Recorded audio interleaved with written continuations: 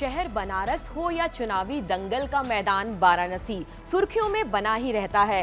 देश के प्रधानमंत्री नरेंद्र मोदी जहां पर अपना दावा ठोक रहे हैं चुनावी मैदान में, वहीं सामने गठबंधन के भी उम्मीदवार हैं। तेज बहादुर यादव का नाम आता है, 1 मई को चुनाव आयोग बाजी पलट देता है। फिर गठबंधन का एक नया नाम आता है, नाम होता है शालिनी यादव का, और अचानक से एक पोस्ट वायरल होने लगती है जिसमें शालिनी यादव की तस्वीर है और साथ में क्या लिखा हुआ है। लिखा है कि मैं विकास पुरुष के खिलाफ चुनाव नहीं लड़ूंगी और उनके पक्ष में प्रचार करूंगी। बात यही खटकती है कि आखिरकार गठबंधन का उम्मीदवार कैसी बातों को वायरल कर रहा है।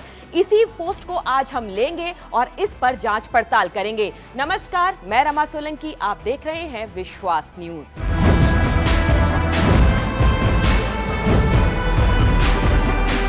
तारीख 4 मई 2019 को सोशल मीडिया पर एक पोस्ट वायरल होती है।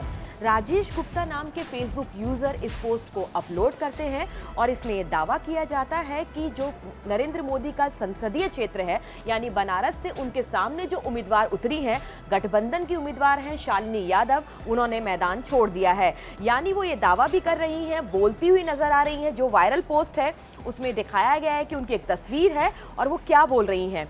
वो ये बोल रही हैं कि कल वाराणसी से सपा प्रत्याशी शालिनी जी ने अखिलेश यादव को अपना इस्तीफा सौंप दिया और कहा मैं विकास पुरुष के खिलाफ नहीं लड़ूंगी और प्रधानमंत्री का प्रचार करूंगी। उस तस्वीर में दिख रही महिला सपा की प्रत्याशी हैं जो बनारस से मैदान में उतरी हैं।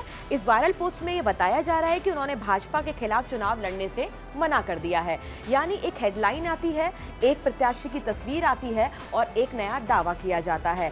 ये वायरल तो हो गई पोस्ट। अब विश्वास न्यूज ने एक अहम कदम उठाते हुए इस पोस्ट की सच्चाई जानने का फैसला किया। सबसे पहले हमने एक अच्छा कीवर्ड लिया, यानी शालिनी यादव, बनारस का चुनावी मैदान, देश के प्रधानमंत्री नरेंद्र मोदी के खिलाफ गठबंधन की जो प्रत्याशी हैं उनका नाम। हमने ये कीवर्ड्स डालकर गूगल में सर्च करना शुरू किया।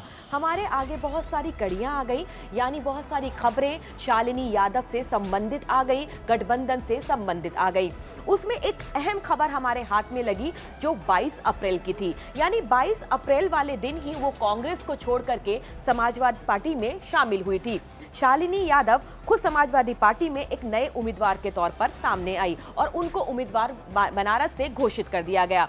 लेकिन एकाएक कहानी में तब मोड़ आ गया जब तेज बहादुर यादव का नाम सुर्खियां बटोरने लगा और अचानक से उम्मीदवार के तौर पर उनको उतार दिया गया। लेकिन 1 मई को उनके सपनों पर पानी फिर गया जब चुनाव आयोग ने उनका नामांकन रद्द कर दिया। उसके बाद फिर शालिनी यादव का नाम जोर शोर से चलने लगा। लेकिन इस वायरल पोस्ट ने यह दावा कर दिया कि वो भी प्रधानमंत्री के आगे उतरना नहीं चाहती।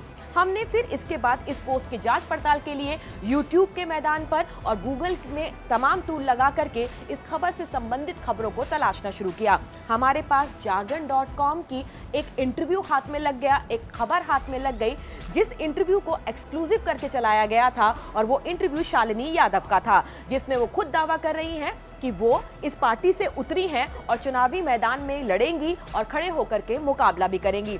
ये इंटरव्यू हमारे लिए एक अहम भूमिका था। उसके बाद हमें एनडीटीवी और तमाम तरीके की वेबसाइट के लिंक भी मिलने लगे जिसमें प्रत्याशी के तौर पर शालिनी यादव का नाम स्पष्ट होने लगा। जब ऐसी कोई खबर आपके सामने आती है, कोई प्रत्याशी घोषित होता है, तो तमाम ऑफिशियल प्लेटफॉर्म पर उसकी चीजें और जानकारियां मिलती हैं। तो समाजवादी पार्टी ने इसे गठबंधन का उम्मीदवार बनाया, तो कहीं ना कहीं उसने अपने भी प्लेटफॉर्म पर शालिनी यादव को जगह दी होगी। हमने ट्वीटर्स को तलाशना शुरू किया और हमारे आगे समाजवादी पार्टी का एक ट्वीट लग गया जिसमें उन्होंने 2 उम्मीदवारों की घोषणा की थी, यानी बनारस से और चंदौली से संजय चौहान का नाम और बनारस से शालिनी यादव का नाम। ये 2 नाम सरकारी तौर पर प्रमाणित हो गए कि ये 2 नाम चुनावी मैदान में गठबंधन की तरफ से उतरते हुए नजर आएंगे, जिसमें शालिनी यादव का नाम बनारस से सामने आ गया। यानी समाजवादी पार्टी का ट्वीट, उसके साथ साथ जागरण का एक्सक्लूसिव इंटरव्यू जिसमें उन्होंने खुद बोला कि वो एक उम्मीदवार हैं। फिर हमने कोशिश की कि हम क्यों ना शालिनी यादव के जो सोशल पेज हैं या उनके अकाउंट से उनकी सोशल स्कैनिंग करें।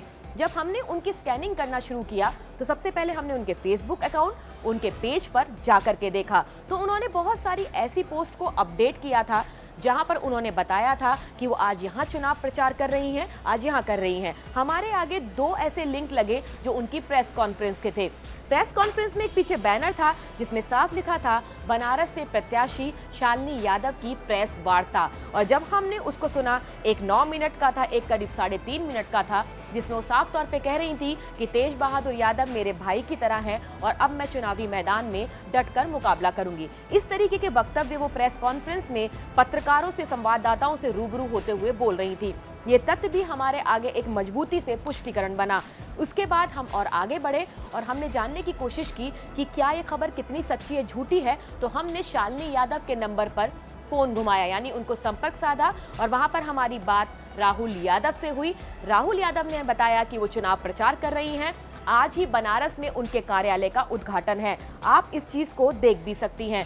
जब हमने वो पोस्टर्स और ग्राफिक्स देखे तो साफ तौर पर उनके उद्घाटन था 7 मई को उनके कार्यालय का, यानी कि एक दफ्तर खुल रहा था और जिसके तहत वो चुनावी मैदान में प्रचार करती हुई नजर आ रही थी। इन सब चीज़ों को मिलाकर इन सारी जांच पड़ताल के बाद ये तो साफ हो गया कि ये जो वायरल पोस्ट है ये बिल्कुल झूठी है। वो अभी मैदान में खड़ी हुई हैं, यानी वो अभी भी नरेंद्र मोदी के खिलाफ चुनाव लड़ेंगी। अब बारी थी उस सोशल स्कैनिंग की जिस व्यक्ति ने, जिस शख्स ने इस रिपोर्ट को वायरल किया, यानी राजेश गुप्ता का सोशल अकाउंट क्या कहता है। हमने उसकी सोशल स्कैनिंग की, तमाम चीज़ें हमारे आगे आ गई, यानी जागरण.com का इंटरव्यू, एक्सक्लूसिव इंटरव्यू हमारे सामने था। खबर जो .com है उनके बहुत सारे आर्टिकल सामने थे, एनडीटीवी के आर्टिकल हमारे सामने थे और साथ ही साथ शालिनी यादव का अपना जो परिचय उन्होंने दे रखा था वो सामने था। एएनआई का एक ट्वीट हमारे सामने था जिसमें उन्होंने वो ट्वीट किया था कि जहां पर ये घोषणा हुई थी कि श्री संजय चौहान चंदौली लोकसभा निर्वाचन क्षेत्र से और श्रीमती शालिनी यादव वाराणसी लोकसभा निर्वाचन क्षेत्र से होंगी। यानी एएनआई का ट्वीट हमारे हाथ में लगा, हमारे हाथ में समाजवादी पार्टी का वो ट्वीट हाथ में लगा।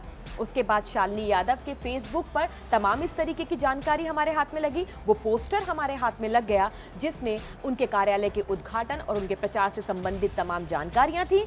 उसके बाद धीरे धीरे करके जब हमने देखा तो हमने राजेश गुप्ता के अकाउंट को खंगालना शुरू किया जिसने ये फर्जी खबर को फैलाया था। तो हमने देखा कि वो पेशे से व्यापारी है, बुलंदशहर से है, मूलतः रुड़की में रहते हैं और 2013 में उन्होंने अपना ये अकाउंट बनाया था। उन्होंने ये खबर किस मकसद से वायरल की ये वो ही जानते होंगे, लेकिन ये एक झूठी खबर थी जिसने तमाम सोशल मीडिया के यूजर तक दस्तक दी। विश्वास ने अपनी जांच पड़ताल के बाद इस खबर को पूरी तरह फर्जी साबित किया। बात का बतंगड़ बनना तो आपने और हमने सुना ही है, मगर अगर खबरों में थोड़ी सी समझदारी, थोड़ा सा धैर्य अपना लिया जाए और जांच पड़ताल के बाद उसको आगे फॉरवर्ड किया जाए तो आप और हम फर्जी खबरों की दस्तक से बच सकते हैं। यानी बनारस में जो एक खबर वायरल हो रही है कि वहां की जो गठबंधन की उम्मीदवार है वो चुनावी मैदान से भाग रही हैं, ये बिल्कुल फर्जी खबर है। यानी वो मैदान में प्रचार भी कर रही हैं और ताल भी ठोक रही हैं। यानी शालिनी यादव आपको गठबंधन के उम्मीदवार के तौर पर नजर ही आएंगी और बराबर की टक्कर देने की वो कोशिश भी करना चाहेंगी। पूरी खबर जो वायरल होती है आपको थोड़ी सी सावधानी उस खबर को झूठा साबित होने से बचा सकती है, क्योंकि आपका भरोसा ही हमारा विश्वास है। सच जानना आपका अधिकार है।